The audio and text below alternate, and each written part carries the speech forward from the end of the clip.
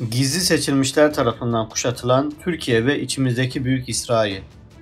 PKK ve FETÖ aynı anda kurulur. 1960-70'li yıllar. Fethullah Gülen'i MİT'e alan isim 60'lı yılların MİT Başkanı Korgeneral Fuat Doğu'dur. Fuat Doğu'nun Gülen'i teşkilata alma amacı ABD'nin Yeşil Kuşak projesi bağlamında Risale-i Nur gruplarını komünizme karşı örgütlemek ve derin bir dini oluşum kurmak. Fuat Doğu kim? ABD'de yıllarca eğitim alan bir asker. Sonra MİT'in başına gelir. Bağlar derin. Abdullah Öcalan'ı MİT'e alan isim ise Fuat Doğu sonrası bütün 70 yıllarda MİT Başkanı olan Bülent Türker'dir. Onun amacı da o dönem ortaya çıkan ayrılıkçı Kürt hareketini içeriden kontrol altında tutmak ve ABD emelleri için bir Kürt hareketi dizayn etmektir. Öcalan'ın eşi Kesire Yıldırım'ın babası Ali Yıldırım MİT'çiydi. Ali Yıldırım Dersim katliamında istihbarat toplayarak CHP hükümetine katkı sağlayan isimdir. Gizli seçilmişler ile kuşatılan devlet her yerdeydiler. MİT, hukuk, askeriye, emniyet, bürokrasi, siyaset, sabotajist, mason, CIA, Mossad. Her şey iç içe.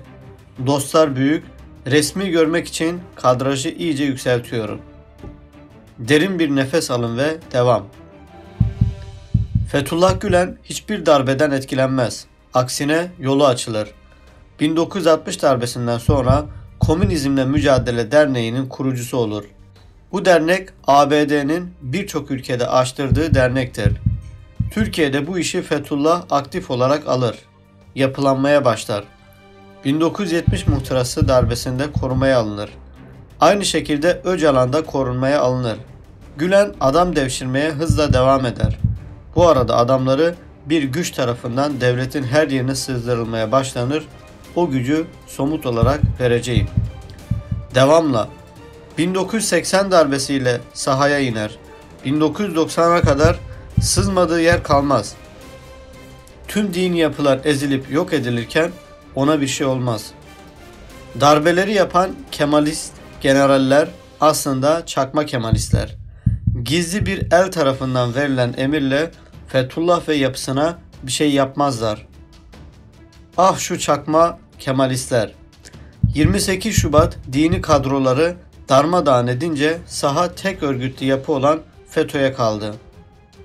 Gizli bir el 28 Şubatçı generallere Fethullahçıların ekonomik yapısı ve devlet içindeki adamlarına ellemeyin demişti. O gizli eli biliyorsunuz. Durun bir dakika. İşte tam bu ara bir şey oldu.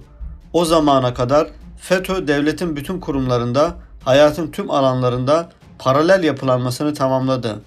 Tam o noktada ABD Fethullah'ı aldı. Öcalan'ı verdi. Bu bir ay arayla oldu. 1999'da Fethullah ABD'ye gider, Öcalan verilir. FETÖ artık ABD isteği ve programıyla Türkiye'de derin devlet olmuştu. ABD'nin Türkiye'deki tüm adamları ve kurumları FETÖ'ye bağlanmıştı. Ve Fethullah'ı da ABD'ye götürüp güvene almışlardı. CIA ve FBI ajanlarınca korunan Pensilvanya'da bir sarayda ABD'nin en iyi doktorları hizmetindeydi. Az gerilere gidelim ve büyük resim netleşsin. Pür dikkat inceleyelim.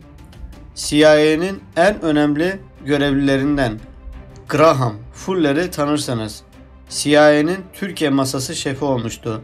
1970'ten sonra Türkiye'de sık bulundu. Hatta Fuller kızının adına Ankara kelimesini ilave etmişti. Samatha Ankara, Fuller. FETÖ'nün uzun yıllar devletin her tarafına sızması için yardımcı oldu. Yurt dışında okullar açmasına da CIA adına yardımcı olan Fuller'dir. Gülen'in ABD'de sürekli kalması için resmi işlemleri yapan da Fuller'dir. 17-25 Aralık ve 15 Temmuz darbelerinde bizzat görev aldığı için Türkiye Cumhuriyeti Savcılığı Graham Fuller hakkında tutuklama kararı çıkardı. İlk defa üst düzey bir CIA görevlisi hakkında tutuklama kararı çıktı. Fuller ABD'nin beynidir. Fuller buna çok kızdı ve yazdığı makalede tehditler savurarak Erdoğan 2019 seçimlerinde ağır bedel ödeyecek dedi. Gizli seçilmişler ve sahipleri büyük yara aldı. Kavga büyük. Kasırgamızda boğulacaksınız. Bitmeyen savaşın bitmeyen seçilmiş orduları. Yenileceksiniz. Kanlı veya kansız. Millet olarak sonucu konuşmayı severiz. Süreci değil. Gerçek süreçte gizlidir. Sonuç magazindir. Süreç ise gerçek. Bazı isimleri çok iyi bilmeden süreci de anlamanız mümkün değildir. Bu ülkede derin NATO dediğimiz yapılanmayı bilmediğiniz sürece hiçbir şeye anlam veremezsiniz. Kasım Gülek'i tanıyor musunuz? Kasım Gülek ismi çok önemlidir.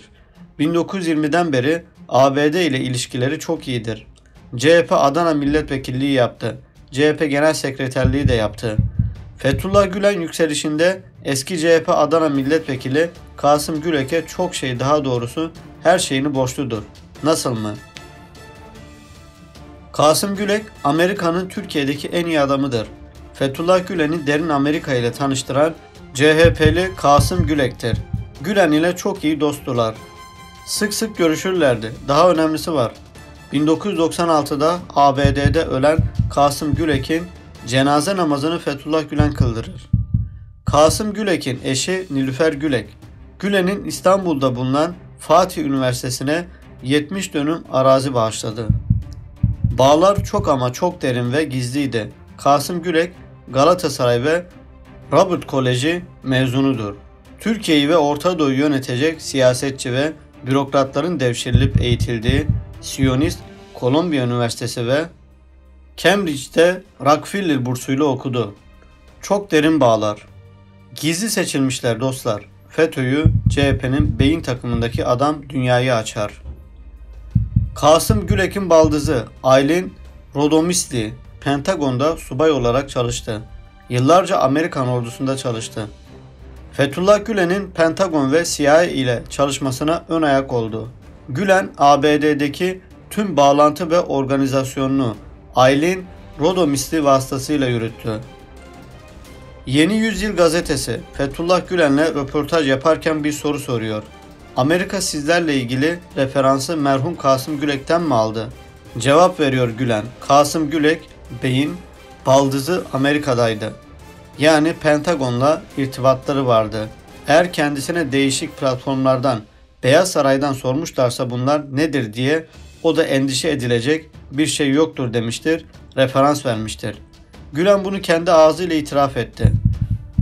Aylin 1995'te öldü. Yazar Ayşe Kulin onun hayatını roman olarak yazdı. Kitabın ismi Adı Aylin. Kitap senelerce çok satanlar listesinde kaldı. Halen bile çok satılmakta. Çok satılmasını sağlayan güç nedir bilemeyiz. Yalnız kitabın yazarı Ayşe Kulin, Robert Koleji mezunu. Robert Koleji de ABD'nin Türkiye'de açtığı okullardandır. Bomba patladı değil mi? Ne kadar derin ilişki ve bağlar değil mi? Büyük bir gizli seçilmişler ordusu var. Yazar, siyasetçi, hoca, akademisyen, hukukçu, doktor, mühendis, asker, polis, istihbaratçı ve daha birçok. Bu gizli seçilmişler her yerde. Fethullah Gülen de tüm bu kirli ilişkilerin tam göbeğinde. Bitti mi? Hayır. Kasım Gülek'in kızı Tayyip Gülek 5. Ecevit hükümetinde devlet bakanı olmuştur. Geçtiğimiz günlerde Meral Akşener ve Kemal Kılıçdaroğlu Tayyip Gülek'in evinde buluştu. Buluşmadan hemen sonra CHP'den 15 milletvekili İyi Parti'ye geçti. İyi mi? Fethullah Gülen'in büyük dostu Kasım Gülek'in kızı Tayyip Gülek, İyi Parti ve CHP'yi FETÖ ve CIA adına seçime hazırlıyor. Tüm Gladio ve derin NATO harekete geçti. Kavga çok büyük ve partiler üstü. İlişkiler, bağlar çok gizli ve kirli. Gizli seçilmişler harekete geçti. 2023 seçimleri sadece bir seçimden ibaret değil. Gezi isyanı 17-25 Aralık, 15 Temmuz gizli seçilmişlerin saldırısıydı. Ve şimdi sandık için harekete geçtiler. İnanın her yerdeler. Son söz. Fethullahçı yapı 60 yıl önce derin Amerika'ya çalışan Kasım Gülek gibi gizli seçilmişler tarafından 2000'li yıllar sonrası için kurulup büyütülmüştür ve büyük bir ABD yatırımıdır. Bu yatırımı temizlemeye kalkmak ABD'ye savaş ilan etmektir. Bu yazıyı Bu videoyu bütün dostlarınıza ulaştırın. Gerçeklerin bilinmesine sizin de katkınız olsun. Mustafa Güldağ'ın çok güzel bir analizi. Evet dostlar, videoyu izledikten sonra lütfen beğenip yorum yapmayı ve paylaşmayı unutmayalım. Bu tarz videoların devamı için bunları yapmazsanız videoların etkileşimi düşer. Etkileşim düştüğü zaman da videolar önerilmez. Önerilmediğinde de diğer tarafın hükümet aleyhine, Türkiye aleyhine video yapanların videoları her zaman öneriliyor ve insanlar önlerine o videolar çıktığı için onları izliyorlar, onları dinliyorlar ve onlara inanıyorlar. Bizim gibi video yapan kanalların videolarının etkileşimi sürekli spamlandığımızdan düşürülüyor ve gerçekleri herkese ulaştıramıyoruz. O yüzden çorbada hepinizin tuzu olsun dileğiyle. Hepiniz Allah'a emanet olun.